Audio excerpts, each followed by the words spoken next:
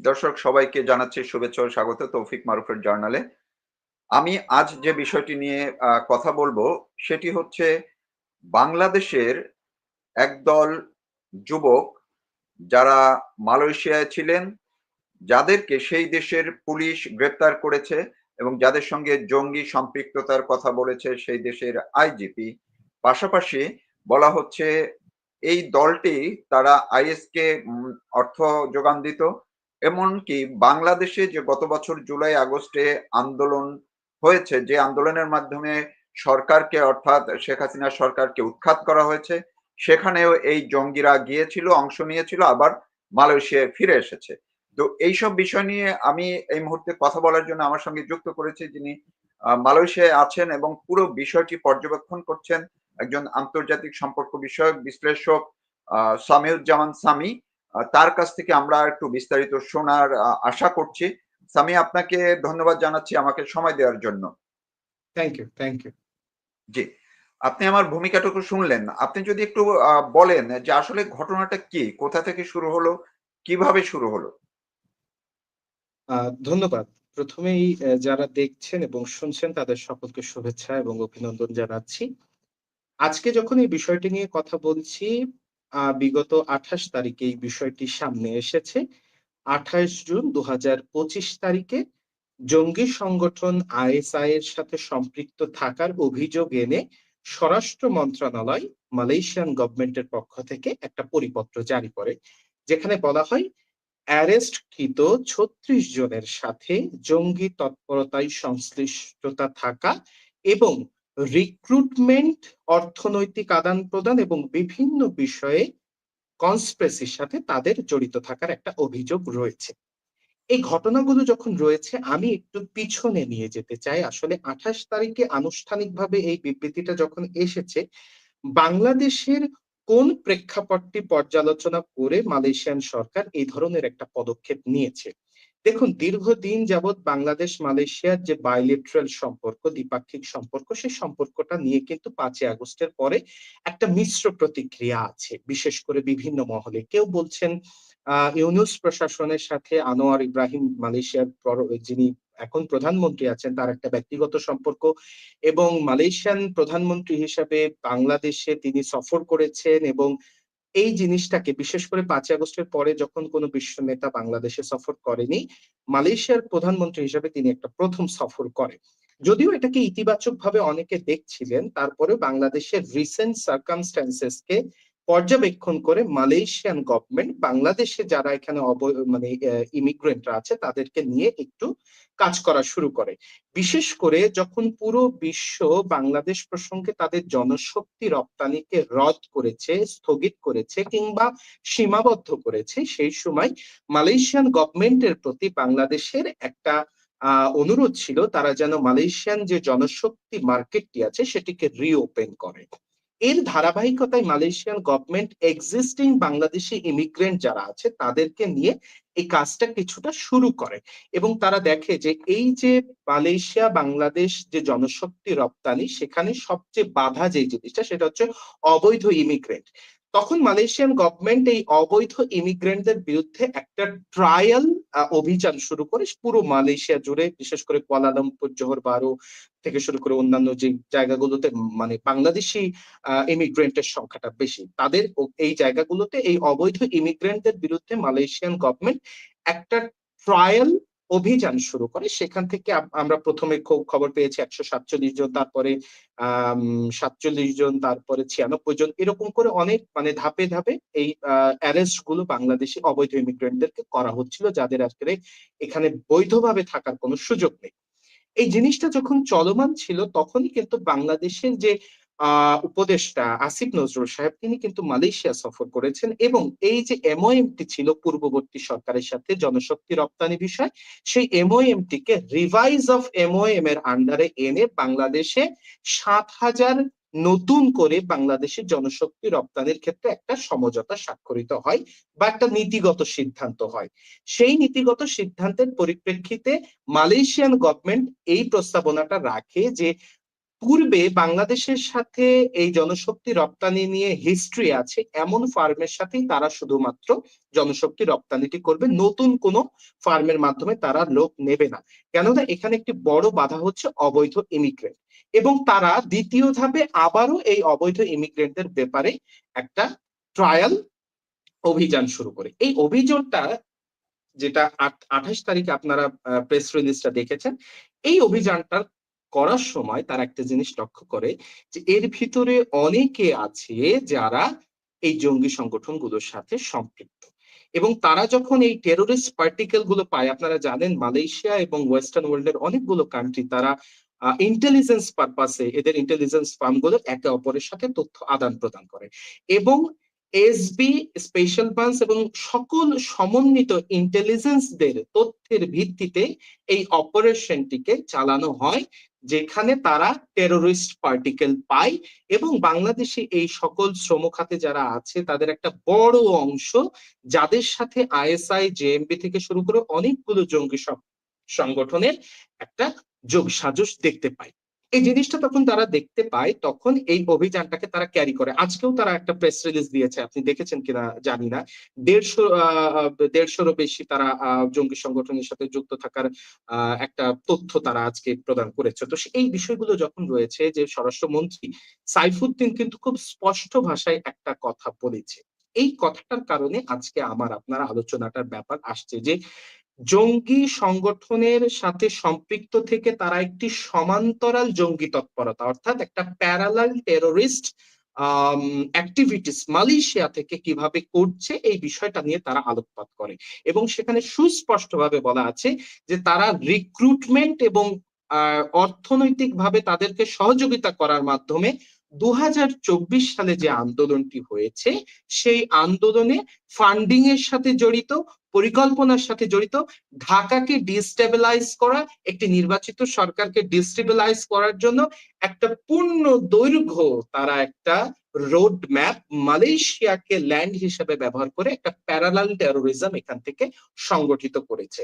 যেই কথাটা আসলে এই মুহূর্তে বাংলাদেশের প্রেক্ষাপটে একটা ভ্যালিড গ্রাউন্ডে পরিণত হয়েছে, একটা ভার্ডিক হিসাবে উপনীত হয়েছে। যখন বাংলাদেশকে নিয়ে আলোচনা হচ্ছে বিশ্ব দরবারে, টেরোরিজমের আপরাইজিং, স্টেট স্পন্সর টেরোরিজম, এই কথাগুলো যখন আসছে, তুলসী গ্যাবার্ট যখন বলছে, ডোনাল্ড ট্রাম্পের মতো প্রশাসনের বিভিন্ন ব্যক্তিবর্গ, ওয়েস্টার্ন ওয়ার্ল্ডের অনেকে যখন বাংলাদেশের এই ক্ষেত্র নিয়ে জঙ্গিবাদের উত্থান এবং টেরোরিজমের আপরাইজিং নিয়ে কথা বলছে, তখন কিন্তু এই জিনিসটা একটা নতুন ফুয়েল হিসাবে সেখানে যুক্ত হয়েছে যে বাংলাদেশে যে সেক্টরটিকে নিয়ে সবচেয়ে বেশি আমরা আশাবাদী যে জনশক্তি রপ্তানি, সেই জায়গাতে বিশ্বের অনেকগুলো দেশ, বিশেষ করে মিডিল ইস্টের প্রত্যেকটি দেশ প্রায় সীমাবদ্ধ করে এনেছে তাদের মার্কেটটিকে। সেই জায়গায় মালয়েশিয়া একটা গুড অল্টারনেটিভ, কেননা মালয়েশিয়ার মার্কেটটা হচ্ছে বাংলাদেশের জন্য একটা বড় মার্কেট জনশক্তির ক্ষেত্রে। সেই জায়গাটাই এই ধরনের এভিডেন্স, এই ধরনের সার্কামস্টেন্সেস, এই ধরনের যেটাকে বলছি ক্লেম, কখনোই এই ধরনের ভার্ডিক কখনোই বাংলাদেশের ভবিষ্যৎকে জনশক্তি রপ্তানি বলুন, বাইলেটারাল রিলেশন বলুন, ট্রেড অ্যালাইনমেন্ট বলুন, স্ট্র্যাটেজিক পার্টনারশিপ বলুন, কোনোটির ক্ষেত্রে খুব একটা বেশি ভালোভাবে যে উপনীত হবে আমি ব্যক্তিগতভাবে এই জিনিসটা অবজার্ভ করে যেটা পেয়েছি। এবং এই যে অভিযানটি তারা কিন্তু এখনো স্টিল নাও তারা কিন্তু চালিয়ে যাচ্ছে, এবং দায়িত্বহীন ভাবে মালয়েশিয়ান গভর্নমেন্টের স্বরাষ্ট্র মন্ত্রণালয়ের পক্ষ থেকে এই জিনিসটা বলা হচ্ছে যে একটা একটা সরকারকে ডিস্টেবিলাইজ করার জন্য, ঢাকা সিটিকে ডিস্টেবিলাইজ করার জন্য, বাংলাদেশকে ডিস্টেবিলাইজ করার জন্য মালয়েশিয়াকে ল্যান্ড হিসেবে ব্যবহার করে একটা প্যারালাল টেরোরিস্ট ডিপ্লোমেসি তারা চালিয়ে গেছে। সেখানে ফান্ডিং জড়িত, রিক্রুটমেন্ট জড়িত, এই বিষয়গুলো আজকে আমাদের ভাবমূর্তি নষ্ট করছে। তো এটা ভবিষ্যতে আপনারা জানেন অগাস্টে ডক্টর মোহাম্মদ ইউনূসের এই সফর করার কথা মালয়েশিয়া, এটিকে যেমন অনিশ্চিত করেছে, বাংলাদেশের জনশক্তি রপ্তানির ক্ষেত্রে একটা অনিশ্চয়তা তৈরি করেছে, পাশাপাশি বাংলাদেশি বংশোদ্ভূত যারা এই দেশে বসবাস করেন সকলের ক্ষেত্রে একটা অস্থিতিশীল এবং অসম্মানজনক পজিশন এই মুহূর্তে তৈরি করেছে। জি, ধন্যবাদ আপনাকে। আপনি অনেকগুলো তথ্য দিলেন, যার মধ্যে বেশ কিছু তথ্য নতুন আছে। আশা করি এটি যারা শুনছেন তাদের কাছে তাদের উপলব্ধিটা আরো ভালো হবে বা জোরালো হবে। আমি যদি এইটার সঙ্গে সম্পূরক আপনাকে একটা প্রশ্ন করতে চাই। আজকে আপনি নিশ্চয়ই দেখেছেন যে তথ্য উপদেষ্টা মাহফুজ আলম তিনি আ মাঝখানে কয়েকদিন বেশ চুপ ছিলেন। গতকালকে বা আজকে তার একটি স্ট্যাটাসের মাধ্যমে তিনি বলেছেন, এই যে মেটিকুলাস ডিজাইনের মাধ্যমে বলা হচ্ছে 2024 আগস্টের যে আন্দোলন, জুলাই আগস্টের, সেটি এতদিন তিনি বলেন নাই। ডক্টর ইউনূস যদিও তাকে নিয়ে আমেরিকায় বসে বলেছিলেন। এরপরে এই প্রথম সে এটি স্বীকার করলো এবং এটিকে ওন করলো একভাবে যে হ্যাঁ, এটি এর আগেও হচ্ছে, এই ধরনের ক্ষেত্রে এটি হয় এবং হয়েছে। তো আপনি যে তথ্যগুলো দিলেন তার সঙ্গে কি মাহফুজ আলমের এই বক্তব্য মেটিকুলাস ডিজাইনের মাধ্যমে এই আন্দোলনটি, এটির সঙ্গে যোগসূত্র পাচ্ছেন কিছু? দেখুন, প্রথমত এই যে ষড়যন্ত্রটির কথা বলা হয়, জুলাই আন্দোলন যারা করেছেন তাদের পক্ষ থেকে বলা হচ্ছে এটি একটি বিপ্লব, গণঅভ্যুত্থান। আওয়ামী লীগ যারা করেন তারা বলছেন এটি একটি ষড়যন্ত্র। অন্যান্য মতাদর্শের ভিতরেও এটি নিয়ে একটা মিশ্র প্রতিক্রিয়া রয়েছে। আমি বলবো যে যদি আপনাকে বিপ্লব বলতে হয়, তাহলে এখানে দুইটা পার্টির আপনাকে যেটাকে বলবো যে পার্টিসিপেশন, সেটা আপনাকে দেখাতে হবে। বিপ্লবটা তো একটা গোষ্ঠীর হয় না। তাদের যে ক্লেম গুলো আছে সেগুলো হচ্ছে রাষ্ট্রযন্ত্রকে ব্যবহার করে বল প্রয়োগ প্রসঙ্গটি। এখন এটি কি একটি সিঙ্গুলার জিনিস যেটি দিয়ে আপনি একটা বিপ্লব, একটা রেভলিউশনকে জাস্টিফাই করতে পারেন কিনা? কেননা বাংলাদেশ আওয়ামী লীগ তো রাজনৈতিকভাবে এই জিনিসটাকে, এই আন্দোলনটিকে প্রতিহত করেনি। আমি তো অন্তত দেখিনি যে আওয়ামী লীগ রাজনৈতিকভাবে এই আন্দোলনটিকে প্রতিহত করেছে। আরেকটি ব্যাপার হচ্ছে যে তাদের যে আর ক্লেমটা, প্রত্যেকটা ক্লেম প্রথম দিকে চেষ্টা করেছিল কিন্তু এক পর্যায়ে গিয়ে তারা এটা থেমে পারেনি। হ্যাঁ, হ্যাঁ, কিন্তু এইটা কিন্তু তারা এখন, মানে তাদের ক্লেম গুলো যদি দেখেন এবং তাদের দাবিগুলো যদি দেখেন, দাবিগুলো খুবই সুস্পষ্ট, ক্লেমটাও খুবই সুস্পষ্ট যে পুলিশ প্রশাসন এবং রাষ্ট্রযন্ত্রকে ব্যবহার করে বল প্রয়োগ করা হয়েছে। এখন আমি যদি বলি এই ঘটনাটা যদি সূক্ষ্মভাবে দেখেন, দেখেন বাংলাদেশের প্যানেল কোড এবং বাংলাদেশের আইন অনুযায়ী পুলিশকে যে আইনি বৈধতা দেওয়া হয়েছে, সেখানে খুব সুস্পষ্টভাবে বলা হয়েছে যে যদি পুলিশ কখনো দেখে যে তাদের জীবন নাশের হুমকি আছে, একটা আন্দোলন রাষ্ট্রীয়ভাবে প্রতিহত করার ব্যাপারে, এবং সেই আন্দোলনটা রাষ্ট্র কতটুকু তাকে সেই আন্দোলনের পারমিশনটা দিচ্ছে সেটার মাত্রা যদি অতিক্রম করে, তাহলে সেখানে পুলিশ তাদের বল প্রয়োগ করতে পারবে। কতটুকু করতে পারবে সেই বিষয়গুলো কিন্তু সুস্পষ্ট। কারণ আমি যদি ধরেও নিই এই 900 শিক্ষার্থী পুলিশের বল প্রয়োগের কারণে মৃত্যুবরণ করেছে, তাহলে এই যে 5ই আগস্টের পরে যে আহ উম, বিষয়গুলো হলো, এই যে পুলিশ হত্যা, আওয়ামী লীগদের উপরে নির্যাতন, অন্যান্য জনসাধারণের উপর নির্যাতন, হত্যাকাণ্ড, এটা তো একটা ভাস্ট অঙ্ক। এই অঙ্কটা যেটা পুলিশ বলছিল সেটাকে জাস্টিফাই করে কিনা যে তাদের জীবন নাশের একটা হুমকি আছে। আমি ধরে নিলাম যে আপনি এই জিনিসটা মানেন না, বিতর্ক করতেই পারেন যে 3,000 হয়তো মারা যায়নি, 3200 হয়তো মারা যায়নি, কিন্তু একটা বড় অঙ্কের পুলিশ সদস্য এবং আওয়ামী লীগের নেতাকর্মী, সাধারণ জনগণ তো এই 5ই আগস্টের পরে আগ্রাসনের শিকার হয়েছে। এই অঙ্কটা যে পুলিশের ওই স্টেটমেন্টটাকে জাস্টিফাই করে, এটা আপনি বিশ্বাস করেন কিনা? কেননা পুলিশ বারবারই বলছিল তাদের জীবন নাশের একটা হুমকি আছে, যার ফলশ্রুতিতে তারা বল প্রয়োগ করেছে। আমি যদি ধরেও নিই যে 900 ছাত্রছাত্রী পুলিশের বল প্রয়োগের কারণে মৃত্যুবরণ করেছে, তাহলেও তাদের জাস্টিফিকেশন, একটা লিগাল লিগাল ইন্টারপ্রিটেশন তাদের পক্ষ থেকে আছে। এখানে দলগতভাবে, সাংগঠনিকভাবে বাংলাদেশ আওয়ামী লীগ তো এটাকে প্রতিহত করেনি। তাহলে এটিকে আমি আমি অন্তত এটাকে পার্টিসিপেটরি বিপ্লব বা রেভলিউশন বলি না। এখন ব্যাপার হচ্ছে যে এটা যে একটা ম্যাটিকুলাস ডিজাইন, এই ডিজাইনটা এর আগে কখনো হয়েছে কিনা। আমি মালয়েশিয়ারই একটা ঘটনা প্রবাহকে আপনাকে বর্ণনা করি। মালয়েশিয়ান সাবেক প্রধানমন্ত্রী মাহাথির মোহাম্মদ, যিনি 22 বছর, 81 সাল থেকে 2003 সাল পর্যন্ত প্রধানমন্ত্রী ছিল, পরবর্তীতে 18 থেকে 22 পর্যন্তও ছিল। এখন কথা হচ্ছে যে এই মানুষটা আজকে একটা স্টেটমেন্ট দিয়েছে, সেখানে তিনি বলেছেন যে শেখ হাসিনা, যিনি প্রধানমন্ত্রী ছিলেন, তিনি একটা ডাইনামিক লিডার ছিলেন এবং তার যে উন্নয়নের যে ব্যাপারগুলো ছিল এবং বিভিন্ন ডাইমেনশনে তিনি যেভাবে ব্যালেন্স অফ পাওয়ার করেছেন, এই জিনিসটা বাংলাদেশে কেউ পারেনি। এই যে মাহাথির মোহাম্মদ এই কথাটা বললো, এখানে একটা ইন্ডিকেশন আছে, যে ইন্ডিকেশনটা আমরা ইন্টারন্যাশনাল রিলেশন যারা। আমি একটু ইন্টারাপ্ট করছি। মাহাথির মোহাম্মদের এই যে বক্তব্যটা, এইটা আজকে ব্যাপকভাবে ভাইরাল হয়েছে। আমি ভাইরাল শব্দটা বলছি, কিন্তু সরকারের যারা সমর্থক বা সামাজিক যোগাযোগ মাধ্যম যারা ব্যবহার করে তারা এটিকে আসলে এক ধরনের ভুয়া হিসেবে মিসইন্টারপ্রেট করে। চেষ্টা করছে। তো তার মানে আপনিও এটা কনফার্ম করলেন যে এটি মাহাথির মোহাম্মদ এটি দিয়েছেন। জি, এটি ভুয়া। জি, জি, জি। জি, জি, প্লিজ এটা একটা বলুন। এটার সার্কামস্টেশনাল এভিডেন্স আছে, এটার ভিডিও আছে। এটাকে আসলে মিথ্যা তারা তাদের পলিটিক্যাল পারপাসে বলতেই পারে। আমি অ্যাজ এ অ্যানালিস্ট এটা আমি দেখেছি, এটা আমি বুঝেছি, এটার এনালাইসিস করেছি। সেখান থেকে আমি একটা জিনিস বলতে পারি, ২০০৩ সালে যখন মাহাথির মোহাম্মদ বাধ্য হন ক্ষমতাটা ছাড়তে, এই ২০০৩ সালও কিন্তু এই ২২ বছরে মাহাথির মোহাম্মদের ক্ষমতা থাকার পরে কিন্তু ২০০৩ সালে এসেছে। এবং আপনারা জানেন যে Mahathir Mohamad one of the person embodiment of Malaysia, যে এই পশ্চিমা শক্তির আগ্রাসন ইনফ্লুয়েন্সের বিরুদ্ধে মালয়েশিয়ার শাসনভার চালিয়েছেন। Same goes to Sheikh Hasina. মালয়েশিয়াতে যেমন মাহাথির মোহাম্মদ এই পশ্চিমা ইনফ্লুয়েন্সকে নিয়ন্ত্রণ করেছে, শেখ হাসিনাও কিন্তু এই পশ্চিমা ইনফ্লুয়েন্সকে নিয়ন্ত্রণ করে তার রাজনীতিটা চালিয়ে গেছে, কোনো আধিপত্যবাদকে তিনি কেয়ার করেনি। যার কারণে ২০২৪ সাল কিন্তু তার এগেনস্টে হয়েছে।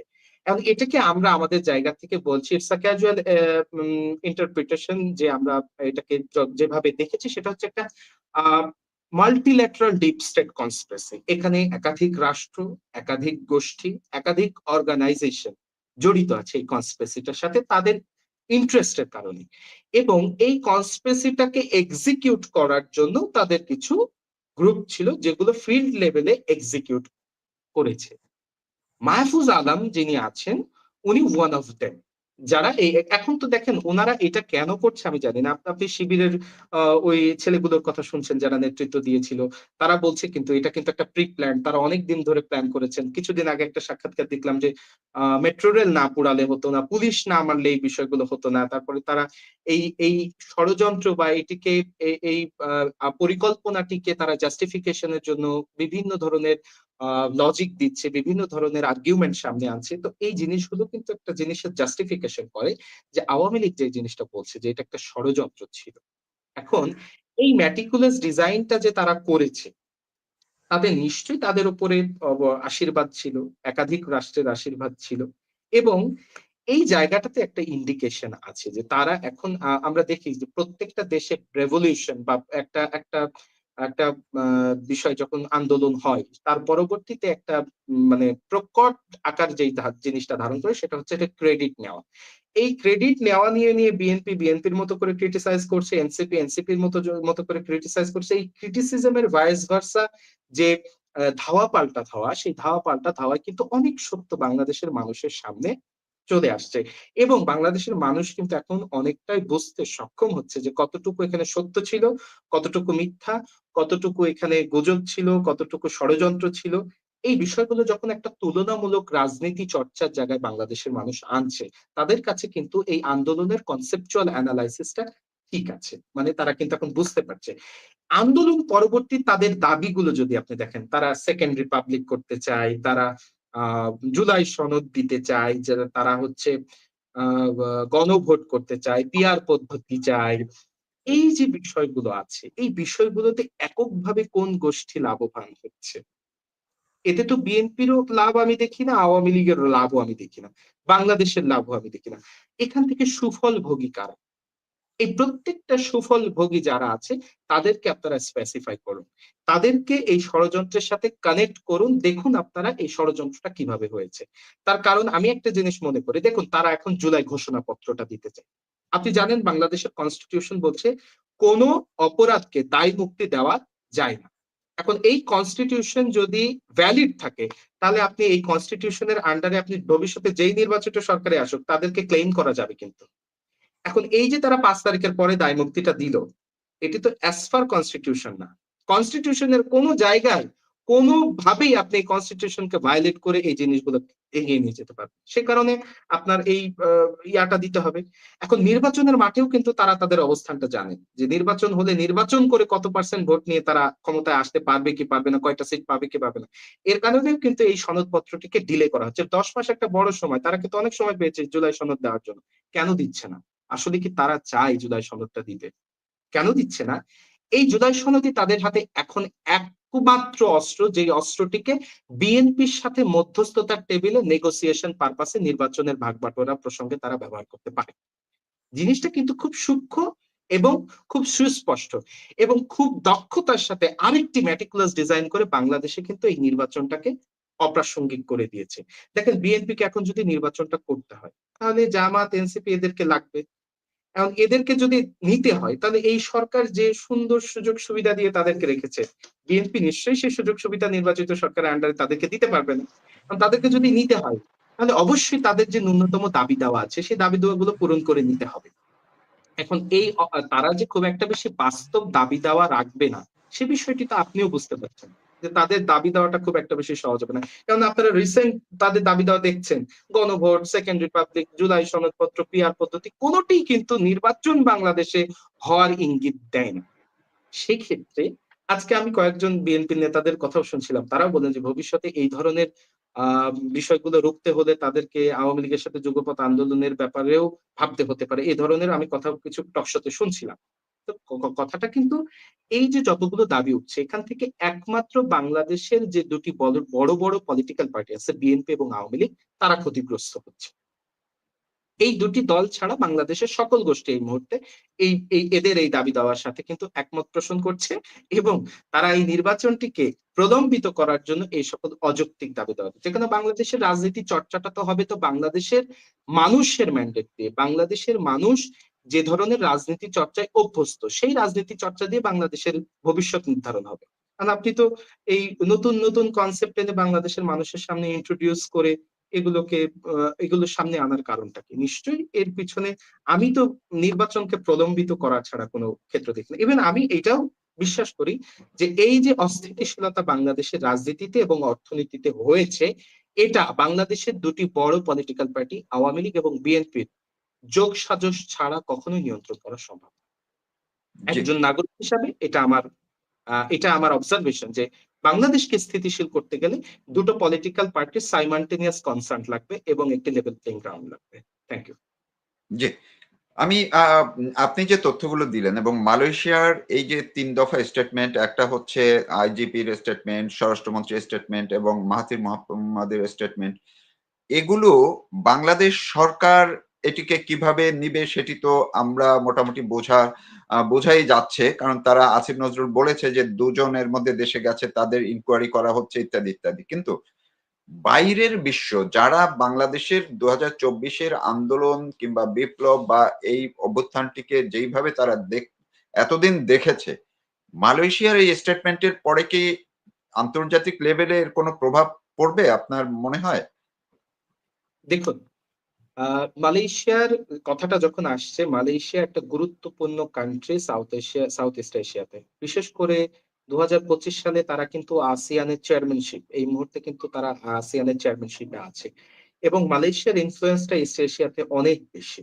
এবং মালয়েশিয়া একটা হাই ডেভেলপ কান্ট্রি। বাংলাদেশের ক্ষেত্রটি মালয়েশিয়ার বিশেষ করে বাইলেটারাল রিলেশনের ক্ষেত্রে বাংলাদেশ প্রসঙ্গে মালয়েশিয়ার সাথে ট্রেড অ্যালাইনমেন্ট আছে, জনশক্তি রপ্তানি একটা হিউজ মার্কেট, তারপরে আহ শিক্ষার্থী এডুকেশন এক্সচেঞ্জ আছে।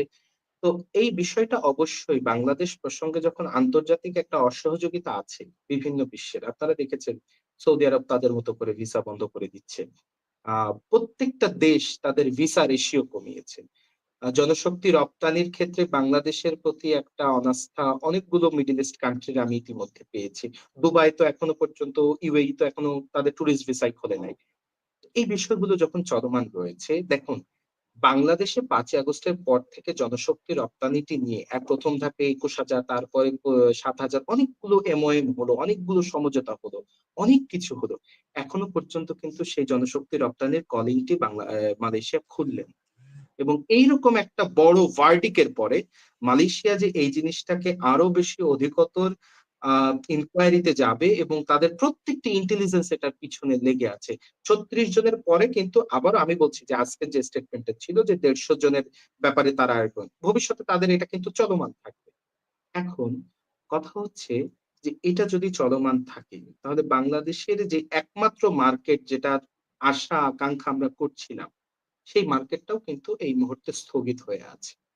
তাহলে আমাদের এই বিশাল বড় জনশক্তিটা কোথায় দিবেন? বাংলাদেশের সব কলকারখানা বন্ধ হয়ে যাচ্ছে।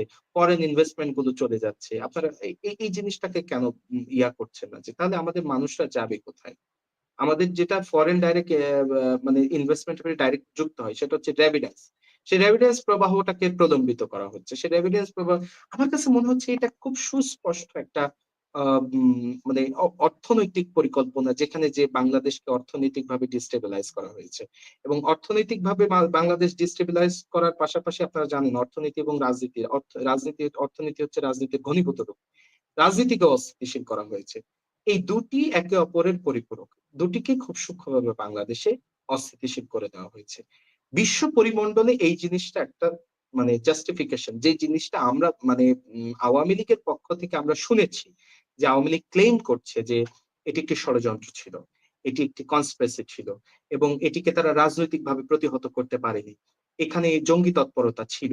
এই বিষয়গুলো যখন আওয়ামী লীগ বলছে, তখন তুলসী গ্যাবার্টের স্টেটমেন্ট, মালয়েশিয়ার স্টেটমেন্ট, ডোনাল্ড ট্রাম্প প্রশাসনের স্টেটমেন্ট, এগুলো একটা আমার মনে হচ্ছে যে এভিডেন্স হিসাবে কাজ করছে যে এই আওয়ামী লীগের যে ক্লেম গুলো ছিল সেগুলোকে প্রতিষ্ঠিত করার জন্য। কেননা আওয়ামী লীগ যেটিকে ক্লেম করছে সেটি তো আওয়ামী লীগের কোন স্টেক হোল্ডার না। মালয়েশিয়াকে ধরা ওয়ান অফ দ্য ইউনুসের সবচেয়ে ভ্রাতৃপ্রতিম একটা দেশ, যার প্রাইম মিনিস্টারের সাথে তার একটা ওয়ান টু ওয়ান রিলেশন আছে। তাহলে মালয়েশিয়া কি কোন আওয়ামী লীগের পারপাস সার্ভ করার জন্য এই ধরনের কথা বলবে? আমার কাছে তো মনে হয়েছে যে এটা অবশ্যই একটা ইউনিভার্সাল অ্যাড্রেস এবং এগুলোকে আমলে নেওয়া উচিত। এগুলোকে নেগেটিভলি এড়িয়ে যাওয়ার কোনো সুযোগ নাই। বাংলাদেশের প্রেক্ষাপটে যে এই জিনিসগুলো হয়েছে সেগুলো জাস্টিফিকেশন তারা তাদের মুখ থেকেও দিচ্ছে এবং বহির্বিশ্বেও দিচ্ছে।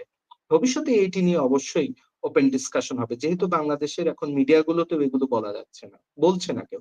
দেখুন, কাউকে না কাউকে তো বলতে হবে। এই সত্যগুলো কতদিন আপনি চাপিয়ে রাখবেন? মালয়েশিয়ার প্রত্যেকটি গণমাধ্যমে এই বিষয়গুলো ইয়া হয়েছে।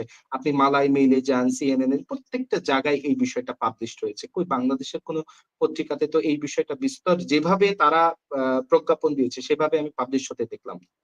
তারা বলছে যে এতজন অ্যারেস্ট হয়েছে যাদের সাথে আইএসআই এর জঙ্গি তৎপরতার সাথে যুক্ত হওয়ার এই আইএসআইটাও অনেকে বলছে না। কেন বলছে না, কোন দেশের কারণে বলছে না, আমি জানি না।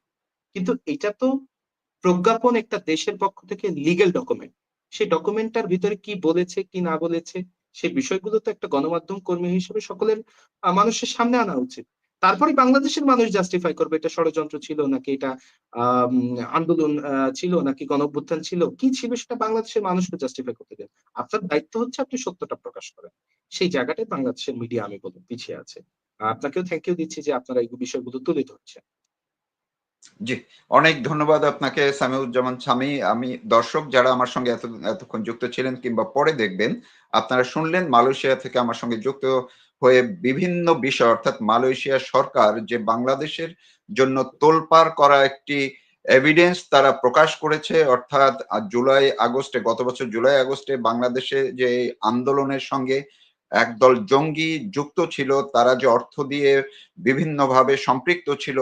শুধুমাত্র তাই নয়, মালয়েশিয়ায় বসে যে তৎপরতা চালাচ্ছে আন্তর্জাতিকভাবে আইএস কে অর্থ যোগান দিয়ে, বিস্তারিত, এবং মাহাথির মোহাম্মদ সর্বশেষ শেখ হাসিনা সম্পর্কে যে মন্তব্য করেছেন বিস্তারিত জানালেন। আপনারা আশা করি সামিউজ্জামান সামির এই তথ্যগুলো শুনলে অনেক কিছু আপনারা যোগসূত্র খুঁজে পাবেন। সবাই ভালো থাকুন, সুস্থ থাকুন, নিরাপদে থাকুন। সামি, আপনার সঙ্গে আবার সামনে অন্য কোনো সময় অন্য কোনো ইস্যু নিয়ে কথা হবে। ভালো থাকুন। আসসালামু আলাইকুম।